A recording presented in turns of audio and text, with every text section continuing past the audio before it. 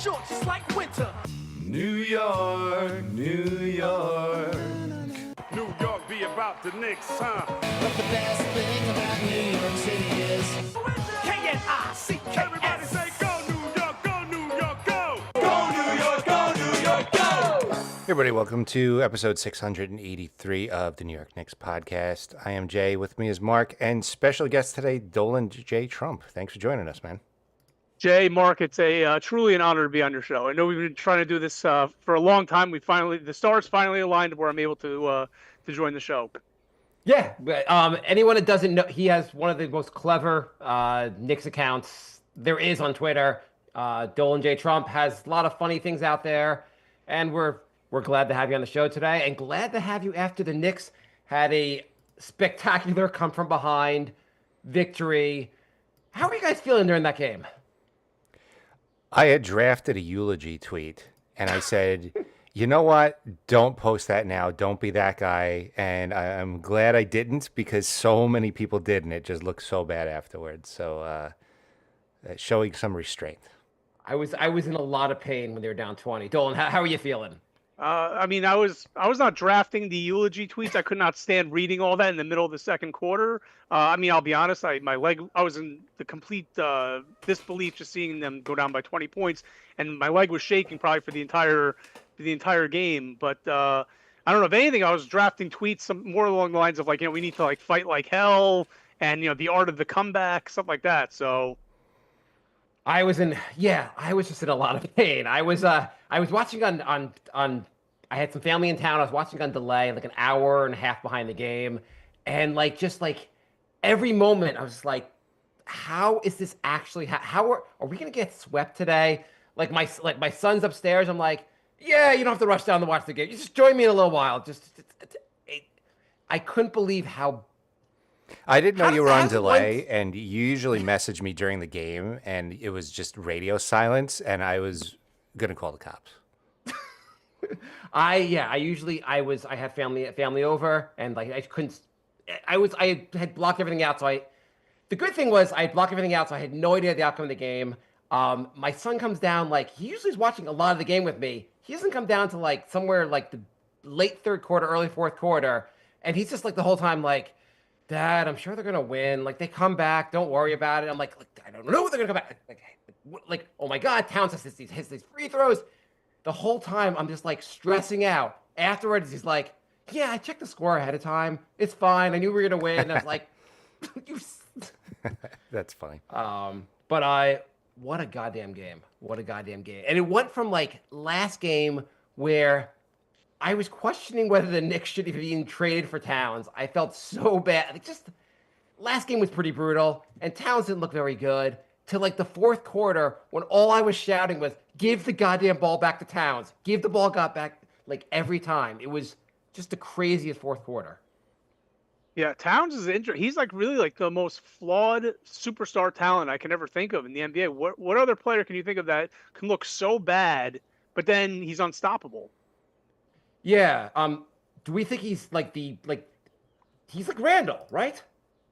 I don't know. I don't think Julius Randle was going to score 20 points and lead us to 20 points in a quarter and lead us to a dramatic comeback. As much as I appreciate Julius Randle for all that he did for the Knicks, and I appreciate his talent.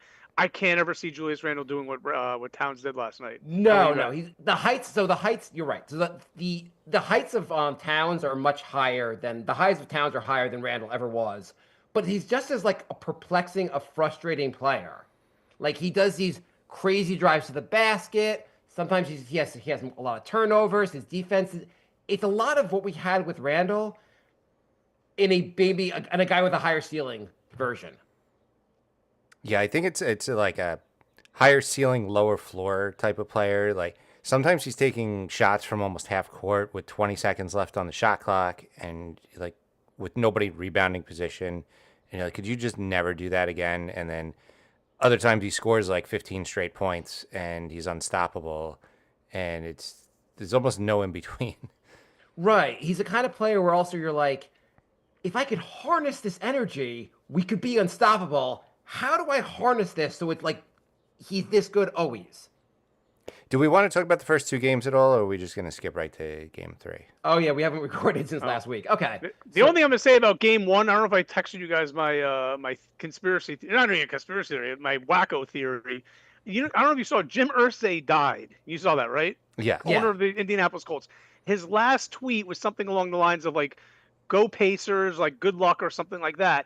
And then as I'm watching the game, like after the fact, I'm thinking about it. I'm like, everything that just happened made no sense. And everyone who commented on it, Zach Lowe, Michael Wilbon the next day on PTI, no, everyone was saying the same thing. They'd never seen anything like that before. And when you think about all the ridiculous plays, the constant falling down, the Aaron Neesmith never missing, and then the last shot by Halliburton at the buzzer, where I've never seen the ball go straight up in the air and come straight back down and through the hoop. It honestly reminded me of the movie Angels in the Outfield. That's all I'm gonna say. It was like It was the ghost of Jim Irsay. Ghost of Jim Irsay dunked the ball, basically took that ball and like, I'm putting it back. How does the ball even bounce that way? The only one I remember, like anything close to that, was the Kawhi shot against Philly, where he hits that shot and it bounces and goes in and they beat Philly. Right. But then, I mean, if you look at it This again, bounced higher. Right, exactly. Yeah, it goes way above the backboard and then it comes straight down. It didn't even move like an inch or two. Yeah, this was the craziest. It was also like when the shot happened and it bounces high, you start celebrating. You're like, the Knicks have to survive this, and then it falls in. You're like, what the fuck just happened? Yeah, if you played that fourth quarter 1,000 times, the Knicks win 999 of those. Neesmith has never been that good in his entire life. As far as the Angels in the outfield thing, only Knicks seem to be slipping. Like Hart was having these mysterious slips. OG, it was weird. It happened more than once or twice. Like Hart slipped at least 3 times. It was very weird. Right. That's what I'm saying. Nothing made sense. Yeah. This is the only logical explanation. You guys can call me crazy. I don't care. This is what I believe. Don't you think the players each have a backup sneaker for every game? How does someone see Hart slip and he does not change his sneaker? Well, I mean, like Brunson slipped, and it was because like the floorboard was loose or something last series. So maybe you think that's what happened, but then it happened 2 more times. I don't know. It was Hart was on like ice skates. It was so ridiculous. I don't know how. Yeah, that was he slipped again on that inbounds play where he somehow got the ball anyway. Yeah, Naismith going crazy, just could not miss a 3. Like he was like this. It was like he was as good as Steph Curry's ever been. It was weird because I was so calm during that comeback because I was just like, there's no way they're going to keep hitting threes. And Mark's messaged me like, I'm nervous. And I just kept saying, they're up by so much. There's no way they're going to lose this game.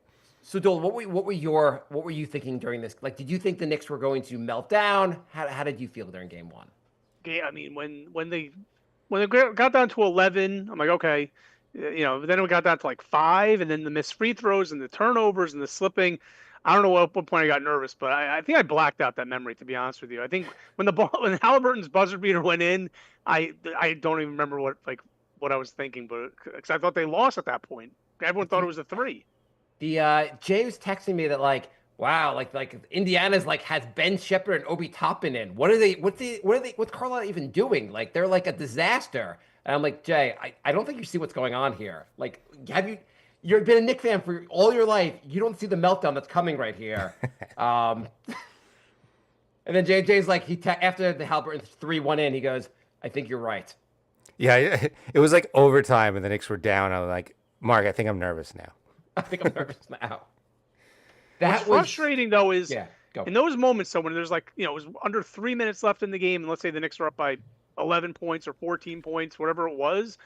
If Indiana is shooting 3-pointers, this is what I never get.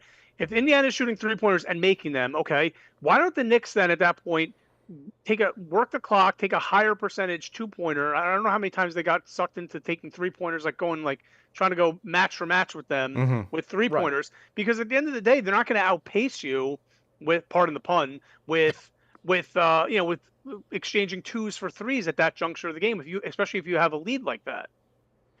Right, but you can ask the Celtics. The Celtics did the same thing and had the meltdown. Right, you should just match their 3s with 2s and you win the game.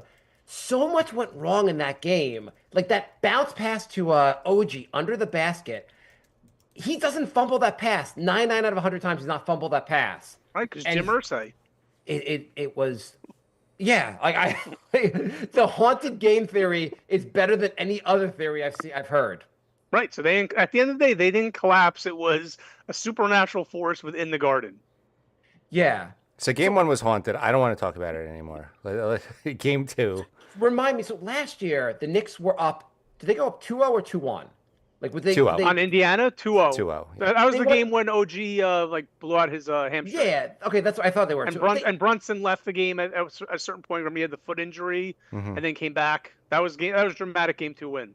But it's crazy that like 2-0, they came back and won the next 4, and then the Knicks are going to win the next. The Knicks are going to do the exact same thing. They're going to win the series 4-2. Like this is happening, right?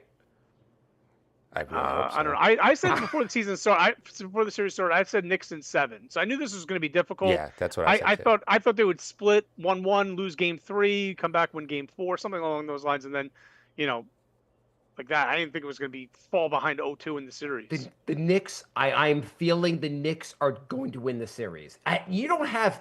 I mean, no team has ever done come back from down 20 more than once in the playoffs. The Knicks have done it 3 times. They're going to the finals. They're going to win this series. I think so, because I think they finally unlocked something. I think he finally figured something out, and that was to play Landry Shamet, to play DeLon Wright. I've been clamoring for Shamet to get some playing time forever. I'm a huge fan of his. I know you guys are also. I think before the playoffs started, you guys were saying Shamet should get some minutes. But I don't understand. If you're going against a high-flying Indiana team, Ben Shepherd hits a 3-pointer. The best way of combating that is you come down the court and then Shamet hits a 3 of his own. And, as opposed to just the no shooting lineups is the killer. The campaign playing like I guess for game 2, they were tied to going into the fourth quarter. Campaign plays like 4 minutes and the Knicks can't recover from those 4 minutes. Right. And also, and I think they did a better job of staggering Brunson and Towns, because I think that when the two of them are on the court at the same time, it's like they just pick them apart. Well, that's the key moment. The key moment from last night's game was Brunson getting his 5th foul, which I thought was kind of BS. But that 5th foul forced Tibbs to put a more defensive lineup in, and like that worked. That worked better than anything else he would have done. If Brunson doesn't get that 5th foul, he stays in the game. The offense runs through Brunson, not as much through Towns, and the defense is worse. They lose last night if Brunson doesn't get his 5th foul. Well, I Right, think. yeah. Go ahead. No, go ahead, Jay. Sorry. I think a big part of it also was just having a lot of fresh legs, because having a 9-man rotation against a really fast team like Indiana, now you got fresh bodies and you could play more intense D. I mean, they're also better defenders. Like DeLon Wright's a way better defender than Brunson, but I feel like just having constant fresh bodies out there was big, because the Knicks have had a habit of looking exhausted in the fourth quarter and kind of flaming out, like especially during the regular season. And I just think having all those bench player minutes in there helped a lot as well. Would you guys stick with the same starting lineup as game 3 for game 4? Yeah, that's a tough one. I would, because if you remember the beginning of the game, games 1 and 2, I feel like Indiana hit all their shots to start the game. We were just lucky not to be down by 10, 12 points, especially in game 1 when they started off 8 of 8. But if you notice yesterday, Indiana wasn't really making their shots at the beginning of the game. We just weren't making our shots also. That was preventing us from getting out to an early lead. I thought the Mitchell Robinson piece was huge. So I thought he's helpful on defense. Yeah, I guess I would. So he subbed Towns out like midway through the first quarter, and then like left Mitchell Robinson in for the entire first quarter. I wondered if that like kind of like got him tired. Can Mitchell Robinson really play a full quarter? I don't know. I feel like the stretch is that he leaves these guys in the game a little too long sometimes. That might have been a little too much, but I would keep the same starting lineup, and I would also keep the 9-man rotation. Yeah, we agree that Campaign should never play for the Knicks again. Yeah, Campaign could just be a hype guy off the bench who does gets Mikal Bridges all excited with does his bobbling head TikTok and stuff like dances that. Right, exactly. I mean, he did his job. I mean, in terms of he won us game 1 against the Pistons. He was an admirable backup throughout the entire season. But at this point in the season, like he's just not a good fit for this series. Who made the joke last night? Which of the commentators made the joke? Tibbs wouldn't play 9 men in baseball. Kenny Smith, yeah. That was such a great line. yeah, it was. But yeah, I would play the 9 guy. I mean, like DeLon Wright, I thought he looked really good in his minutes. Like you don't see it on the stat sheet, but he made a difference on defense. Yeah. I think Landry's defense is a lot better than Cam's defense, and he could hit a couple threes. Like you got to have guys, you got to have fresh legs. You got to have guys who are gonna play defense. I would want to also not limit, because obviously they have to play together. But I want a decent chunk of time when Towns on the floor and Brunson's not on the floor. Mm-hmm. Just give Towns more time to work. Well, also to not have two negative defenders on the floor at the same time. Yeah, that's really also it. The two of them together in the defense really hurt them. Carlisle even said after the game, they're like what did the Knicks do differently? What did they do differently tonight? They're like they played some of their better defenders. Shimmy said, "What do you make of Carlisle trying to get into Tibbs' head with his Achua and Payne references?" It's weird. Dolan, have you noticed that? Yeah, I did notice with the Precious comment before the series even started. I don't know. I think Precious could contribute if you're going to go with a double big lineup, and then let's say Towns got, I don't know, a couple of early fouls or Mitch is tired or whatever. I have no problem throwing Precious out there for 5 minutes. I think he could match up well with a guy like Obi, or can defend Siakam or Miles Turner. I think he could do it just in small spurts. I'm not asking him to play 15 minutes, but if it's just a 5-minute little, to spell one of those guys, I have no problem with that. I mean, you could go he could be your small ball center on the floor and giving Towns and Robinson. Yeah, he did well. If you remember, he did well last year. It was a game 4 against the Sixers. Remember when they went super small with OG and Precious at the 4-5, and they won that game? Yeah. Right. As long as Indiana doesn't have two bigs out there, you could make that work. He did well when he was the only healthy Knicks player at the end of the Pacers series last year too. It's just tough to have too many guys on the floor who don't stretch the floor. You cannot have Precious out there with Mitchell Robinson out there. That combo doesn't work. Towns and Precious, you could make that work. It's also, if you have those two out there, you don't want to have Josh Hart out there. It's like the whole chicken and the fox getting across the river conundrum. Right. But I will say, we haven't mentioned him yet. Deuce has been incredible this series. Yes. Yep. Yeah. Yes. And everyone was writing him up. I remember back in the Detroit series, I remember putting out a tweet saying I have full confidence in him and I still believe in Deuce McBride. And people were saying telling me to shut up, saying he's not Deuce anymore. He's Miles McBride. Everyone was writing that guy off for a couple of bad games. Yeah, he looked. I mean, at the end of the Boston series, he looked great. Game 6. The Knicks. The thing is, he's one of those guys. The Knicks aren't going to win unless you get quality minutes out of him. What do you guys think of the fact that the starting unit, not the one from last night, but the typical 5-man they usually use, has the lowest negative rating of all lineups, basically of all starting lineups in the playoffs? Jay, I'll let you take that one. They seem to get stomped a lot in the first quarter, and I do think that Tibbs didn't make adjustments based on matchups, and there was some matchups that were getting exploited, I think, pretty regularly, and I'm glad it seems like Tibbs has figured that out now, if Game 3 was any indication, but sticking with that lineup, I know it's tough with the locker room, you got egos, and Hart even said, I feel like I'm a starter in this league. On the other hand, he did play 34 minutes anyway, so it's not like his minutes went from 36 to 34, so it wasn't a very big difference. I just I think that change should have come probably last series, if we're being honest. Yeah, I mean Hart. It also just makes the bench better having Hart on the bench. I like the double big lineup a lot. It didn't seem to work amazingly. You're right; they missed a lot of shots in the first quarter. I think they were playing tight. That's what it was. Yeah. I think it was a disservice not using that double big lineup at all at the end of the year. They barely used it in the regular season. I know they didn't have a limited amount of time when Mitch was actually healthy, but they didn't. The lack of practice with that lineup together, I just think hurt them. I mean, whatever. They're here. They are where they are. So they made it this far, but. Well, if you remember at the end of the season, I said they were going to do the Game 3 starting lineup for the whole playoffs, and I was surprised they didn't do that. I said they were holding off on it to catch teams by surprise with the Mitch starting lineup, and then it just never happened. Right, and he's like, I'm gonna wait for Game 3 of the conference finals. That's when that's when you got to break out your surprise lineup. That's when you start tinkering with lineups. Right. Dolan, what are you gonna say? No, I was gonna say, look back at it now. Like, I mean, how desperate did it look in the moment when we're down by what, like 13 points, 15 points? You look up on the screen, and it's Shamit, DeLon Wright, McBride, like Mitchell Robinson, and Hart. Like that was the unit that was out there at one point. You're probably looking at like this is the first, and they're even saying on the broadcast, this is the first time this unit has played together this year. And you're thinking like now he's experimenting at this juncture of the season. It's crazy. Towns had 20 points in the fourth quarter, but he only had 4, and again, he had foul issues. We can talk about the referees in a moment. I feel like one of the keys to winning the series is Towns going to work on them down low. Like he has to drive, you have to unleash Towns going forward.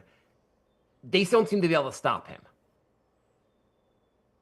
Yeah, I agree with you. Yeah, like they should. I love his outside jump shot. I mean, I don't like him when he pulls up from like just after the half court line and launches something up. But yeah, he should be punishing them down low every time, getting Siakam in trouble, getting Miles Turner in trouble. That's what he should be doing. He went 3 for 7 from 3, and he shot some threes where you're like, that's questionable. 3 for 7 isn't terrible. I mean, it's 40% from 3. It just some of them looked a little bit questionable that he shot. That's all. Right. I just can't stand when he's at the top of the key and he tries driving, and it's just the most like spastic movement ever. Never ends up being good. So, what have you guys thought about the refereeing in the series? Not just last night. All three games. What has been your thought from game 1, game 2, and then last night? You could start, Dylan. I don't know. I think it's just typical nonsense with they're not. I feel like it's so inconsistent. Like that one foul, Mikal Bridges towards the end of the game, where it's like he barely was on Halliburton, I believe. He touches them and just like grazes him. I don't even think he touched them. And then they're calling a foul on that. But then there's other plays where you see Towns is driving, he's out of control. I mean, he's got the worst whistle out of I feel like any player in the NBA. Yeah. For his status. Halliburton guarding him, he's just pushing Towns' arm, like literally pushing him. He's all over him. They go to review it and they're like, foul on Towns. That was incidental contact from Halliburton. I'm like Halliburton is actively fouling. Like, how is him pushing him not a foul?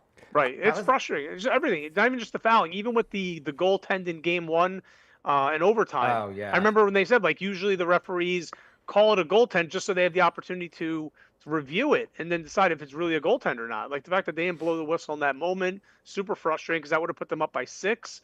And then as a result, they're only up by 4. Nembhard hits a 3. And then that game's completely different if we go up by 6, in my opinion. Right. I mean, they call that goaltend that they can't hit the 3 on the other side. Like, the game's over. The Knicks win. And then the travel on Towns that they called yesterday, I don't think he traveled. He didn't. Yeah. That was 2 steps. With all the traveling that goes on in the NBA, that's the one they call. Right. And then they're not calling double dribbles on Halliburton on one of those plays. And then I think was it Neesmith or Nembhard had a double dribble yesterday. Even Reggie Miller said that they got away with one. So I mean, it's also kind of crazy. Like Brunson palms the ball. The Halliburton palms the ball. They're all traveling. They're all traveling the whole game. And this is what they call. Like, right. Have you seen that one picture of like Towns? Looks like he's basically being like he's in a headlock. Someone has him in a headlock from mine. And like there's no way that was called a foul, I'm sure. No, it wasn't. Yeah. I can't believe that 2 of Tim Donaghy's friends were making shady calls in the playoffs. It's shocking. I didn't even hate the fact, like the refereeing, I was like, they missed the goaltend. They missed 2 goaltends in game 1. But I was like, the refereeing didn't seem so out of whack in game 1, didn't seem so out of whack in game 2. I thought in game 3 last night, I just thought it was ridiculous. I thought the refs were just when Knicks were down 20, I was like, the refs have been horrible, but I can't even complain about it because we're down 20. But I thought the refereeing was just god awful. Well, Ed Malloy has been making shady calls for almost 20 years. Like I think he went to the same high school as Tim Donaghy, and Scott Foster is the one that Tim Donaghy was calling before and after games. You can't convince me that they're honest refs. Jay, there's only in the history of the NBA, there's one referee that was betting on the games. That's it. It was a lone gunman. Stop trying to say other guys are other low-paid referees are in on this. Like they have no financial incentive to do this, Jay. So who are the honorable ones? And no one likes Zach Zarba. No one likes Jason Goebel. Tony Brothers, is that the one who we like, or who's the other guy? I think Brothers depends on what I've seen other teams complain about Brothers. They're all bad. I think They're all Denver bad. was. They're all bad. Well, I mean, yeah, Blanket you're right. statement. Like it doesn't make sense that there was like one. It's like the magic bullet theory. Like he was not acting alone. Like there's clearly a whole like network wide corruption. Yeah, I mean, I just don't or know why maybe- they're against the Knicks so much. I feel like it was really bad in Detroit and Boston series too. Like I haven't People seen are one making- game where the Knicks had the benefit of the calls. There's a call here and there, but not for like the majority of the game. Right, it's very inconsistent. The one now that I'm thinking about, the one yesterday that he challenged the offensive foul on Brunson. No, the one that Nimhart put his shoulder down and barreled Brunson over. Right. Yeah, Like that was 100% offensive foul, and then it doesn't get called. yeah. I was like, I get like in the moment maybe you get that call wrong, but then they challenged it, went back and reviewed it, and they were like, no, we're going for the fix. Yeah. We're not even gonna sugarcoat it at this point. But I agree. I think it was worse in the Detroit series. Detroit series was crazy because the Knicks were like, you're not allowed to like just foul on every play, and the referee's like, yeah, we're just not going to call any of that anymore. Like, the Knicks weren't ready for how physical Detroit was, which kind of helped them in the Celtics series because then the Knicks were ready for like it to be a physical series. I've just never seen the term incidental contact used in any other form other than to screw the Knicks. It's just like code word for you're allowed to foul the Knicks.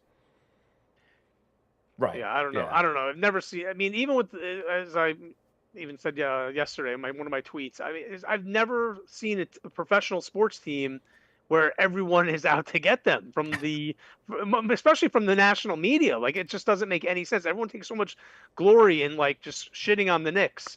And think about it. I know that people like don't like the Yankees, because of all the championships and they were the evil empire and all that other stuff. But But I think the Knicks as a whole has a level of hatred. Yeah, It's people weird. usually resent teams that won a lot, like the Patriots or like I don't know why. Like if you don't think the media hates the Knicks, look at any national news outlets tweets when the Knicks were down 20 last night. They were gloating, just happiness, pure joy that the Knicks were about to go down 3-0. It's so weird because like the NBA, like the two biggest markets in the NBA are New York and LA. New York, NBA is like glad to shit all over them. They don't care what happens in New York. They're happy seem to be happy when New York does poorly. LA, they're like, LeBron's retiring. We'll get you Luka. Right. Like it's so crazy. And obviously, I mean, like it was. They also the whole Dallas. I was hanging out with a Dallas fan today. I was like, yeah. Do you believe the draft was like not fixed? He's like, no, it was fixed. I'm happy the trade works better now that we got Cooper. Right. But you know what? This is why my parody works, only because the media is out to get the Knicks. Yeah. Right. That's the only reason why the parody works. Let's take a couple questions from fans and one not fan. Tom, this is not a fan. From Halagoat account on Twitter. Do you all really think you have a chance to win this series? What do you think, Dolan? 100%. I think yesterday, Indiana is like the biggest front running team ever, and I feel like us coming back, not just beating them, coming back to beat them, being down 20 points. I feel like tomorrow night they're going to be so tight where, it's going to be a close game. I'm not saying we're going to blow them out, but I think tomorrow night we're going to play a sound game from start to end, and we're going to beat them. I think they lost all their confidence. I feel like a lot of their win came out of their sails after losing like the way they did yesterday. Right. I think it really hurts you when you see a team come back on you. You're like, I thought we had them down, and again, obviously the Patriots to the Knicks earlier, but like, I don't know. It's tough to win the next game after that happens. I think the Knicks. I also think what you said. Like, so what are the keys? What do you think the keys are for the Knicks to win this series? You're asking me? I mean, yeah. Well, either one, okay. jump in, but yeah, go, Dolan, go. The keys to winning the series. I mean, I think we need to get a good game out of McHale. I think he has to shoot the ball well. I think we just need to have a good shooting night. I think we just need to play good defense. Just do what we discovered yesterday. Play a deeper rotation, and just hope the refs don't screw us over. It seemed like at some point in the regular season, Mikal Bridges, especially early on in the season, he could not miss these little fault. Like everything else, he wasn't hitting his threes, but like the 10-foot fall away threes, 10-foot fall away twos. He was making them and making them and making them. He could not hit one of these last night. It was so goddamn frustrating. And Yeah. he hasn't had that many good games in the playoffs so Yeah, far. I've accepted that he's streaky, but I feel like he's clutch when we need him. Like he'll have like those putbacks or whatever. He like some slithers his way, gets behind the defense and able to put something back. When someone has a miss or something like that. So I don't know. I've accepted him for who he is. He's not perfect, obviously, and he's not worth the 5 picks that we gave up to get him. But I don't know. He's still a good player. We don't beat Boston without him. He had exactly 2 amazing defensive plays. He was great in like the fourth quarter. I think was it game 2. He's done everything. I'm happy to trade the 5 picks just to beat Boston. I'm happy about that alone. And he's fine. But yeah, we need a better game out of him. What else? What else do we need? So we need Bridges to hit more of his shots. What else do we need? I just think the offense needs to be in sync from like start to finish. I feel like they're how disjointed they look in the first quarter yesterday with everything. So they just need to be on the same page. I don't know how that's done. It's frustrating because I feel like during the regular season, I remember like the game when they went on the West Coast earlier in the season, when they went to Phoenix and went to Denver, the ball was moving, like Brunson was getting everyone involved, and you saw like how lethal our offense can look. So I just feel like where has that been in the playoffs? I feel like there's a little bit of too much Brunson trying to, assert himself early in the game, and then maybe that comes, as derails everything else, So Containing Siakam would be pretty. I mean, game 2, we didn't talk that much about game 2. Game 2, Siakam killed us. Containing Siakam would be a huge key to winning this game. Like, I just feel like he's one of those guys that, like, last night they kept him, like, 17 points. That's a huge key. You have to just keep him within, like, he can get his 20 points, that's fine. You cannot let Siakam go off on you. Totally, yeah, I agree. You know what? Crazy. I pointed out to Jay, but I thought the stat was crazy from last night. Without looking, I don't know if you looked already. How many assists do you think the Knicks got last night? How many assists? Yeah, how many assists? Because this is like an important stat, right? Like the win, the Knicks need to pass the goddamn ball. I'm gonna say 25. I don't know. 13. That's it? Yeah. Oh wow. How many assists do you think Brunson got last night? 6 or 7? 1. That's it? Oh my god. How'd they win this game? How'd they win that game? I don't know.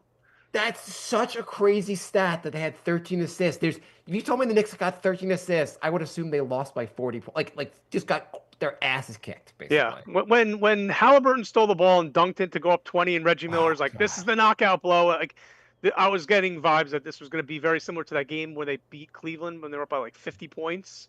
Mm-hmm. I thought we were going to go down by 40 or 50. I'm like, they're going to lose this game. And then I'm like, game 4. I was like playing it all out in my head. I'm like, game 4 is definitely going to be one of those where they're going to jump out to like an early 12-point lead. They're going to lose it, and then they're going to probably. I'm like, just please, just don't get swept. That's all I was thinking. How annoying is it that goddamn Reggie Miller does every one of the games? I saw someone joke online. They're like, "Why don't you add Michael Jordan to the broadcast also, and Jimmy Butler? Like, have the 3 of them do the game for the Knicks." It's unbearable. And Stan Van Gundy is also horrendous. Yeah. Oh my god, he's just like the worst guy. Every game we have this. And then they added Draymond to the panel. It's like you had Jalen Rose in the first round, like who's Mr. Pistons, and then now you have Draymond Green, who obviously hates Karl Anthony Towns and has nothing nothing nice to say about the Knicks. It's like they find anyone they can. I wish TNT would just give me Ian Eagle instead with Grant Hill. Just give me or something better. Spiro Ditas. What happened to Jamal Crawford? Anthony. He was good. How is Jeff Van Gundy not doing games? I know that ESPN fired him, but he was so good on the games. Jeff Van Gundy, isn't he on the Clippers coaching staff or no? Is he on the Clippers coaching staff? Yeah. Okay, okay. Clippers can get rid of him and make him the announcer again. Nigel writes, topic. We all know Brunson slows us down offensively against the Pacers team that works in Indiana's favor too much, allowing their transition defense to set. We need to accept this and give some of Brunson's minutes to Deuce and utilize Wright more for defense to win this.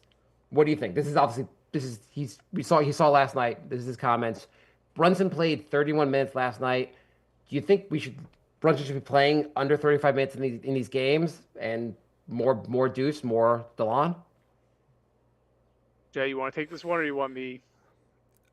You could start. I'll No. comment after. I don't know how you can limit Brunson and say like we're only going to play you like 30 minutes. I mean, he's the captain. You got to play Yeah. Brunson. If anything, you're going to limit someone's minutes. I don't know how they do it. It's a very complicated math equation of how they make it all work out. But Where last night had the perfect formula because you had Towns and Brunson in foul trouble. So in some ways you had to limit them at certain times.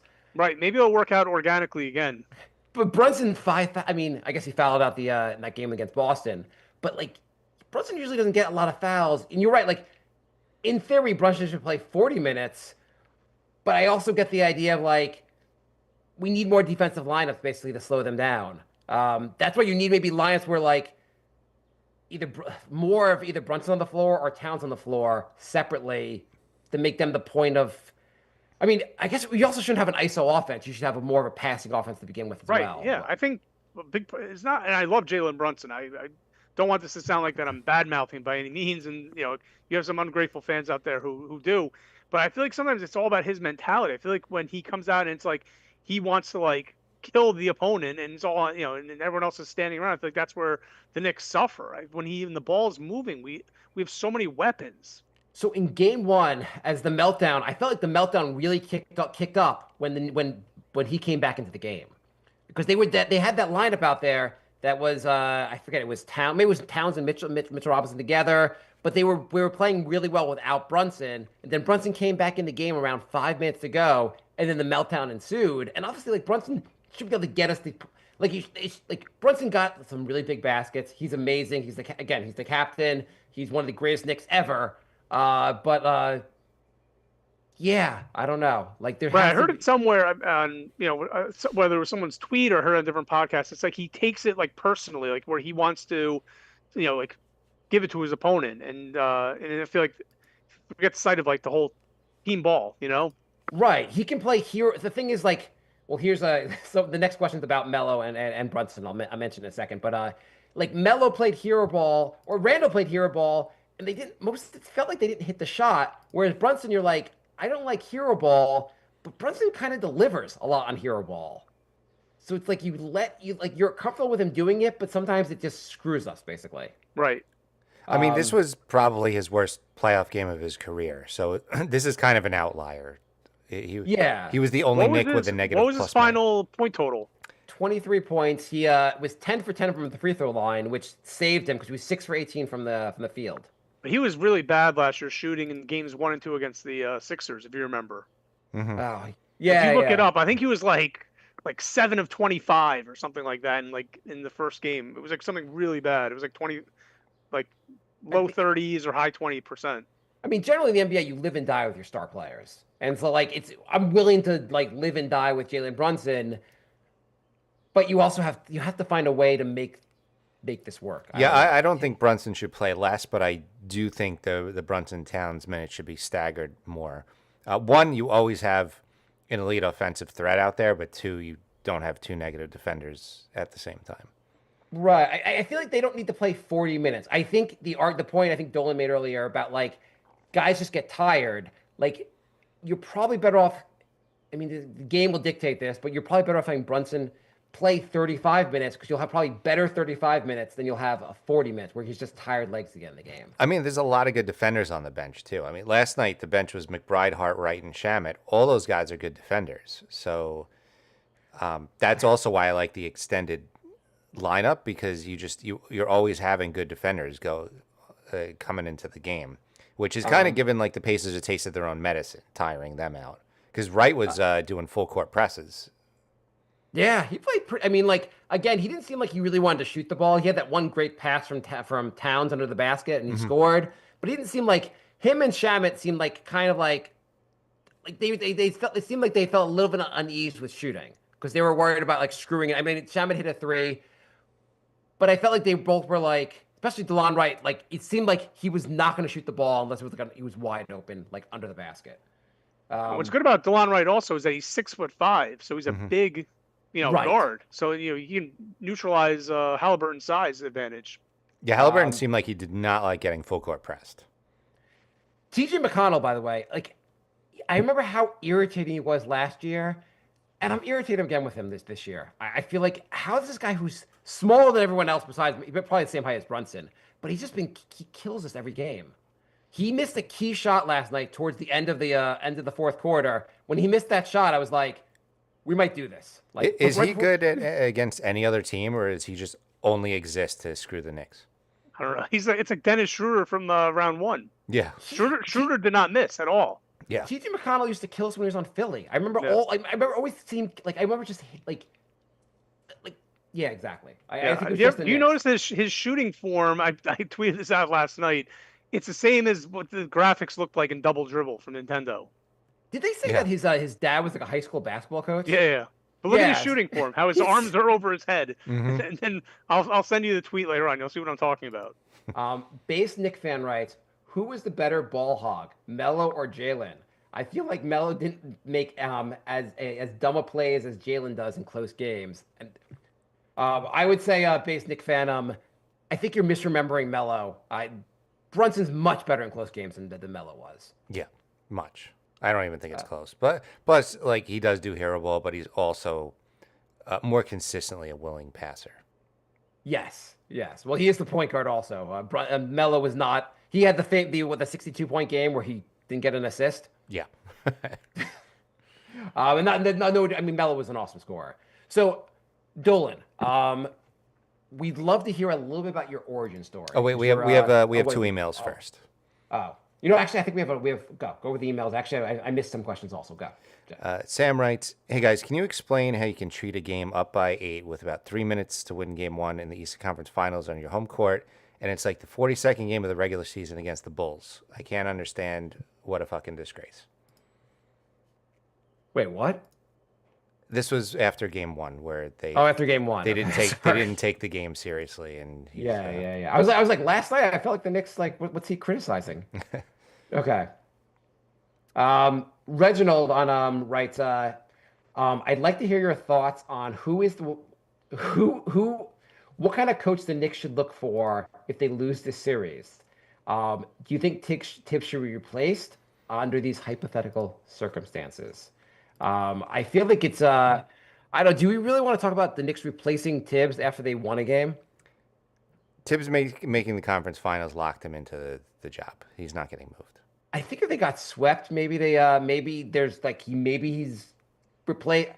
Dolan, what do you think? Do you think there's any chance that Tibbs gets fired? I think he's fine now. I think after Game 1 collapse, if they lost by like 35, 40 points last night, and I think if you had a Game 4, also like one of those typical games where they get out to like when the team is down 0-3 and they get out to the early like 10, 12-point lead and then it slips away and before you know it, they're down by 12, 15 points. I feel like if they went out like that in a 4-game sweep, I could see them firing him. Because in the way I think of Tibbs is that he's great. His biggest strength is turning a bad team to a good team, but can he turn a good team to a great team? Mm-hmm. That's like probably the biggest knock on him, like his ceiling as a coach. But I think he's safe now. Yeah, I mean, getting back past the Celtics, like, should have secured his job. And you're right, like, if they got swept, maybe you reconsider. But he has his team fighting, playing really. Like, there's a lot of reasons to criticize Tibbs, but how many coaches are there going to have their team fighting this hard? And Brunson likes him. Brunson chose, from my sources, Brunson chose the Knicks.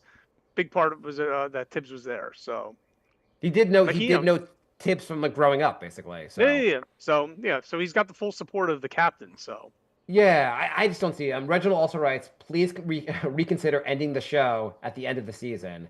Jay and I don't know if I forget if we've made you aware of this, but we are ending our show soon.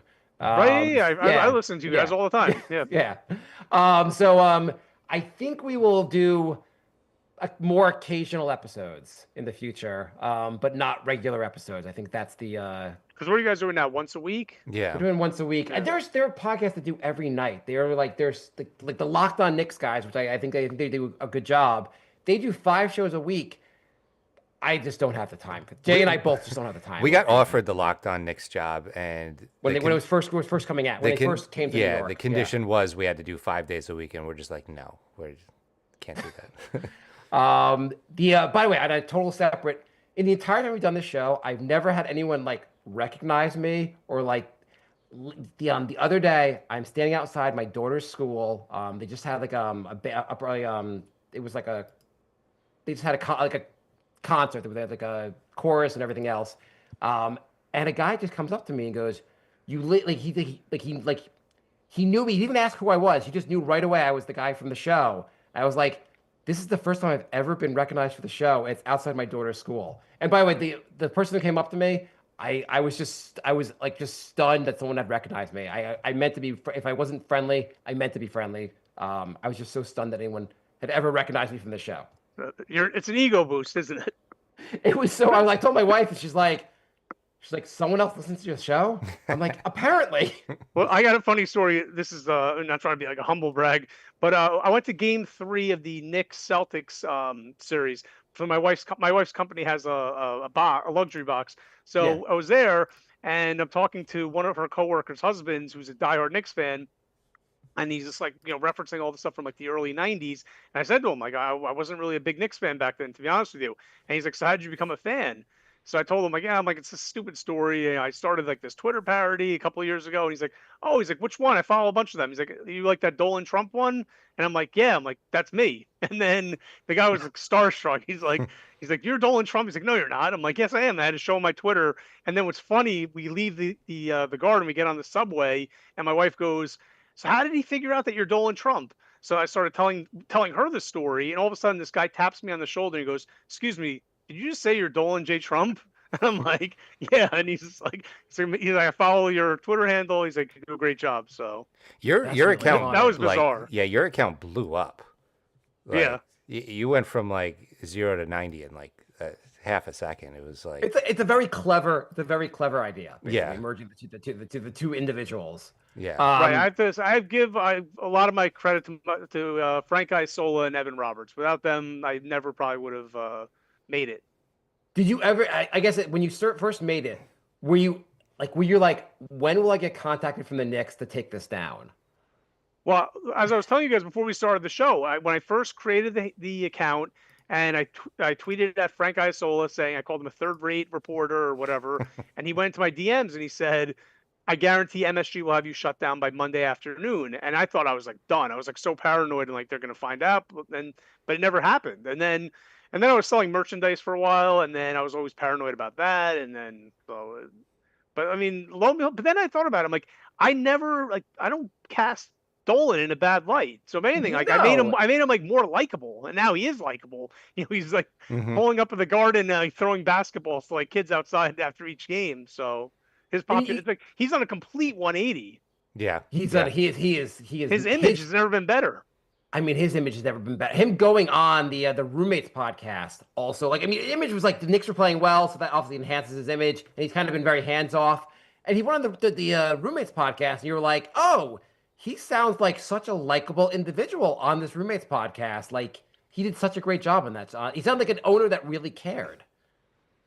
Right. Yeah. I mean, his biggest fault is always that he was loyal to the wrong people. Mhm. Isaiah Right. Thomas, Steve Mills. I mean, he gave Phil Jackson pretty long leash, and he never got rid of these guys. I mean, he admitted the making more mistake, like just hiring the like butting in a little bit too much early on. I think he admitted that on the roommates podcast. Right. Well, a lot of them. I mean, how many owners are guilty of that? I mean, Ishbia looks like he's a total disaster in Phoenix. hmm Oh my Yeah. God. Yeah. How do you have Kevin Durant and Devin Booker? You can't even make the goddamn playoffs. Right. What was I going to ask you? The Origin story. oh yeah, the origin story. Do you want to give a quick origin story? Yeah, sure. So, I mean, I don't know how many of your audience know this, but I'm not afraid to admit it. I grew up a New Jersey Nets fan. I had a Yinka Dare jersey. That's how much of a Nets fan I That's was. a big net Yeah. fan. That It is was- a deep yeah. cut. Yeah. Yeah, I had the most ridiculous jersey collection. I had Derek Coleman, I had Kenny Anderson, and then I had Yinka, and I had Jason Williams. Okay.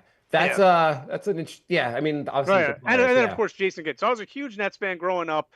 And then I had a little falling out with the team, I would say pretty much around 2013, maybe 2014, where I told you guys a story earlier on. I don't like to always like give too much details of how I fell out with the team, but Sure. I was sitting there in the abyss, not without a team, and then the Oakley incident happened with the Oakley ban, and then At the same time, you had the Muslim ban taking place under the Trump administration. So then I always say that that's my Back to the Future, Doc Brown hitting his head on the toilet seat and envisioning the flux capacitor. I just connected all the dots that Dolan is Trump. Everything from, the empire given to him by his father, him having his loyal his loyal spies Yeah. that work for him being petty and always fighting with the media, stuff like that. That's the origins of the Dolan Trump account. Oh, I was gonna say, and obviously you have no way of knowing this. I don't know how much we have no idea if Dolan spends any time on Nick's Twitter at all. But I imagine it's like he has people that work for him. Do you think Dolan knows about your account? And if he does he just have a good sense of humor? I don't know. Someone started following me 3 days ago. I did a screenshot of it. So it said Jay Dolan, and then it was like some random number afterwards. Oh yeah, it is following you. And I did a quote tweet. And it said Jim ? But someone told me a couple years ago. I don't know who it was. They said that there's people within the garden that know I exist. I don't know if Dolan does. Mm-hmm. So, and they enjoyed the account. So, I imagine he knows, and someone has alerted to him, and he thought it was funny enough, and just said, let it be, basically. right. And I mean, I'm not doing anything that's that's. Most of your jokes seem more about Trump, like Trump as a Knicks. If he was running the Knicks, then it was then really James Dolan.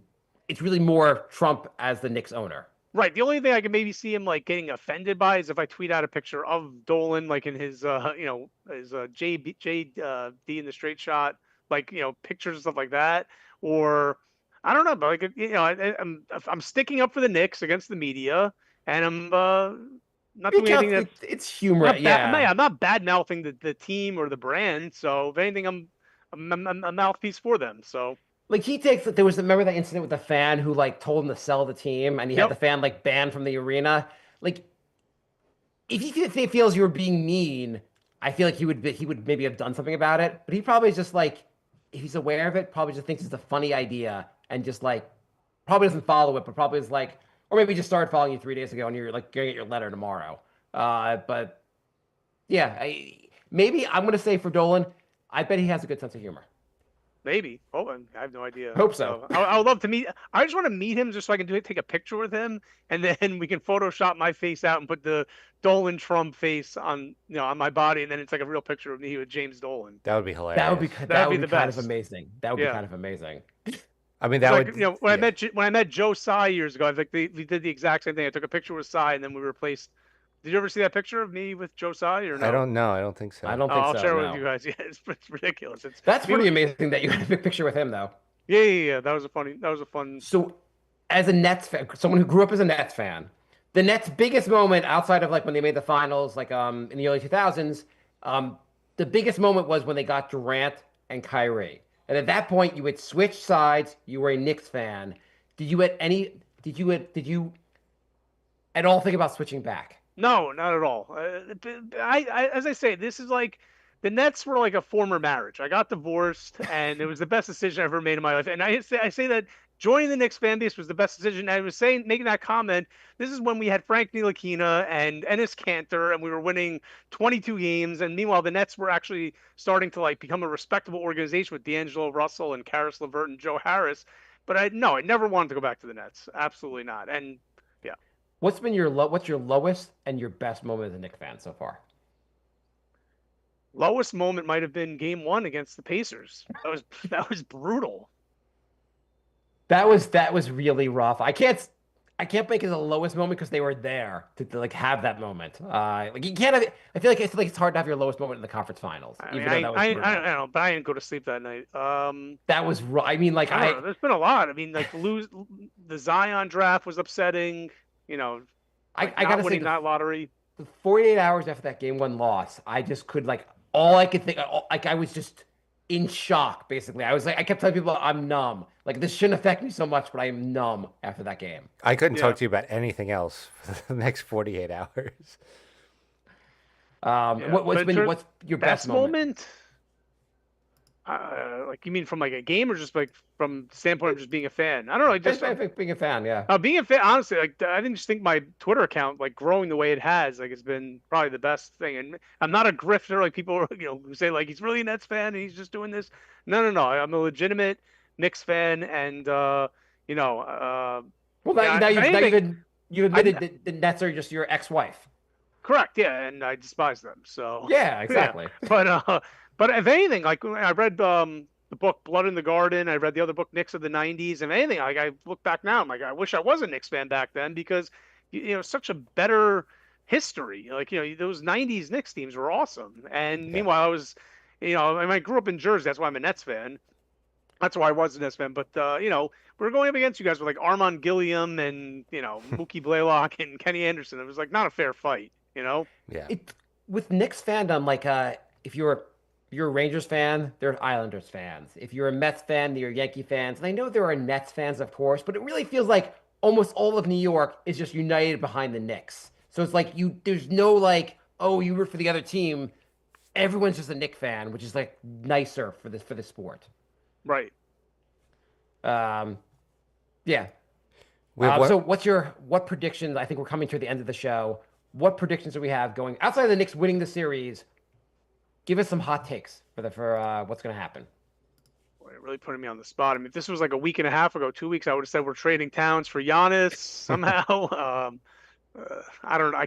Stephen A. Like the Knicks are going into the series. He's posting about how like I think he was going into Game 6 against the Celtics. He's posting about Giannis's preferred location might be New York. I'm like, Stephen A., are you a real Knicks fan? You're talking about like this right now. He talks about anything other than basketball games. He did a LeBron versus Jordan debate 2 days ago. It's like, what are you doing with your show? Right. Man, you're putting me on the spot. I really don't have any hot takes right now. I know it's probably not what you guys want to hear.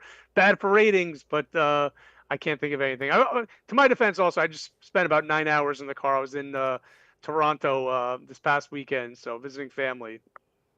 So I just got home, hopped on the show with you guys. So my brain. We really appreciate you jumping on. Jay, hot takes? Give us some hot takes. We have one more email first. One more. Go. nyknickspodcast@gmail.com. Jorge writes, I'm just glad the podcast didn't end with us getting swept. Hey, guys, my question is, what type of ritual does Mark do when we lose? He's definitely up to something. How am I screwing us, basically? Yeah. I'm doing something. I don't know. Yeah, I've gone through. I was telling Jay that I have this Knicks shirt. I'm like, this is my lucky Knicks shirt. Then the Knicks lose. I'm like, okay, that Knicks shirt's done. Game 2, I have a lucky black Knicks shirt's done. Now I have a different Knicks shirt. That's my lucky Knicks shirt for the next game. Yeah. I don't know. There's something about my fandom. It just doesn't work out for my teams. But yeah. Who else do you root for? The Mets and the Jets. The Mets obviously have been good, and they look like they have a good team this year. Okay, I've been hearing this every year since I met Mark. It never works out. Jay, I'd like to ask you, like, after the Knicks show's done, we should do a Mets podcast where I could tell you all about the Mets while you contemplate your suicide out loud during the show. Every year, it's like, oh my God, the Mets are so good this year. Oh, it's amazing. And then it gets quieter and quieter as the summer goes along. And then I don't hear about the Mets from like September on. Okay, so the Mets, first of all, for Jay hates baseball, but also the Mets went on a historic run last year. And they didn't win it, but I don't think I want to see it. I just want to see one of my teams win the title. Any of these 3 teams. I'm a Ranger fan also. I'm just not that big into hockey. Who are your Dolan? Who are your teams? So baseball, I grew up I grew up a diehard Yankees fan. You're probably thinking like all this guy does is switch allegiances. So I grew up You're a Met fan now. No, well, I don't have a baseball team. I just root for both locals. So I was a diehard Yankee fan, and then I stopped liking them when in the early 2000s when they brought in Giambi, they brought in A-Rod, they brought in like Randy Johnson and Messina, and I'm like, this is just out of control. I'm like, they have like a payroll like $250 million, and then they're playing the Minnesota Twins or the Oakland A's in the playoffs with like a $40 million payroll. I'm like, how is this fair? Mm-hmm. So I stopped liking the Yankees only on that principle alone. But now the Yankees don't bother me. I watch the Yankees and the Mets. So, but I do fantasy baseball, so I follow the sport like an entirety. But I don't have like but I root for both locals. But more, I probably the Mets playoff run really. They won me over last year. That was great. I thought for a second Dolan was about to go. I haven't told you guys about my lesser known Twitter handle, Dolan J Cohen. Right. No, and then football, don't ask me why. I'm a diehard Minnesota Vikings fan. Anyone who knows me in real life knows I've been that's like my identity. Anyone who knows me always like says like brings up the Vikings. So I've been a Vikings fan since I'm in third grade. You want to talk about rooting for a cursed franchise? That team never wins anything. They lose it always in spectacular fashion. So I'm a Jet fan. There's no other cursed franchise. Like we are the cursed franchise. no, There's- Vikings are. The Vikings are the Boston Red Sox before the Boston Red Sox won their World Series. I'm telling you, the Vikings, everything as the good can go bad always goes bad for them. So, and every year I'm an idiot who always thinks that this is gonna be the year. Like even like last year, like we were so well coached with Kevin O'Connell. Darnold's having Right, you Cinderella guys had a pretty good season, year. and then it all came like to a crashing end at the end of the season. I mean, we just keep signing everything you could possibly do wrong as a franchise. The Jets have done. Yeah, but see, the Jets are poorly run. The Vikings are well run. If you always look at the Vikings' history, they never have a season where they're 4-12 or now it's 4-13. They've always historically been like I'm going to go off the 16-game schedule, but they were always 10-6, 11-5. They were always a good team. The Denny Green era into the Mike Zimmer era, like in Brad Childress, they had the NFC champ. Every 10 years they rise up and get to the NFC Championship game, only to get destroyed in that game. Right, that's what I'm thinking. That's why I was saying like your team isn't that cursed, but I guess you guys never win. No, we it. are. We are. 2009 against the Saints, 1998 against the Falcons. The Vikings were 15-1 and played the Falcons. That was the team that had Randy Moss, Chris Carter, Jake Reed, Randall Cunningham's amazing year, and they completely choked. Yeah, I mean, I don't Trust remember me. enough of the Minnesota their history. 98 Vikings. 98 Vikings or 2009 with Favre, but they choke always in the biggest game possible. So, but I'm loyal. I'll be with them till the end. Hopefully, I'll see a Super Bowl.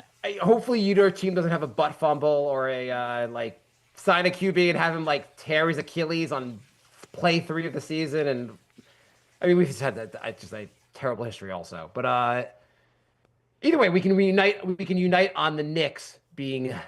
We're gonna have a championship soon, right? We're gonna win this year. I hope that's the hope, obviously. So. Okay, so hot take. I think Brunson is going to have a Brunson 40-point game next game. He's going to go nuclear, and that's going to be going to lead us to victory. Like everyone's like, oh, Brunson needs to limit Brunson's minutes. He's going to go crazy next game. All right. You heard it here first. Is that your golden guarantee? My golden guarantee. My golden guarantee is the Knicks win this series. How do you think the rest of the games play out, though? You think they win Game 4? Yeah, I think you have to win Game 4. And then what? They win 5, lose 6, and then they win 7? Go Yeah, 7. that Yeah, sounds they about have right, revenge yeah. from last year if they win Game 7. I just worry, and I can see it happening. I still see them winning in 7. I can see them in Game 6 just getting absolutely blown out. Like they'll win an inspired effort in Game 4.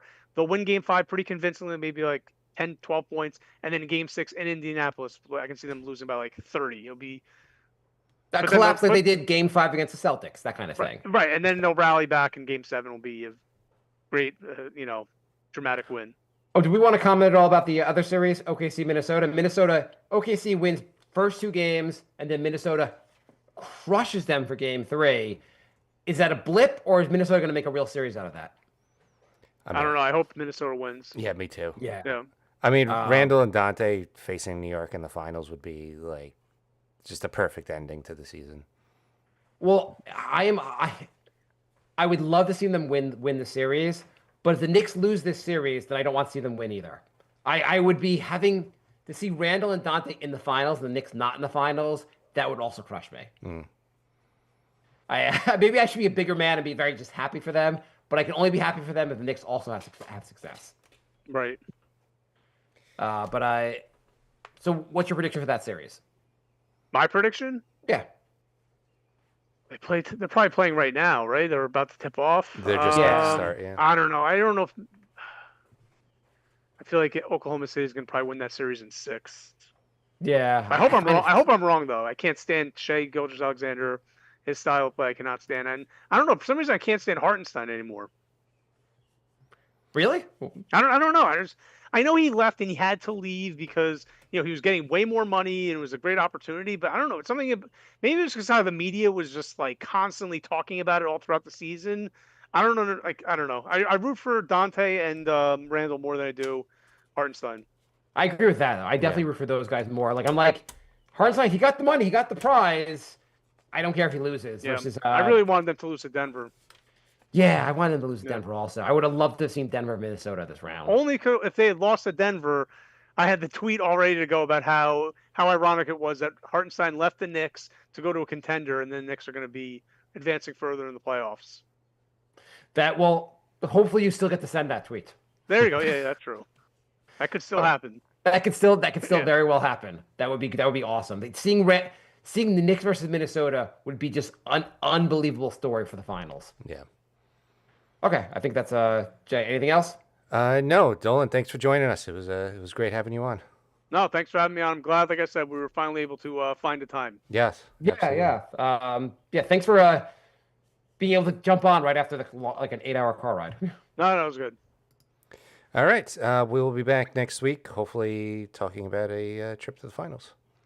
Yes. Thanks for listening, everybody. We'll be back soon.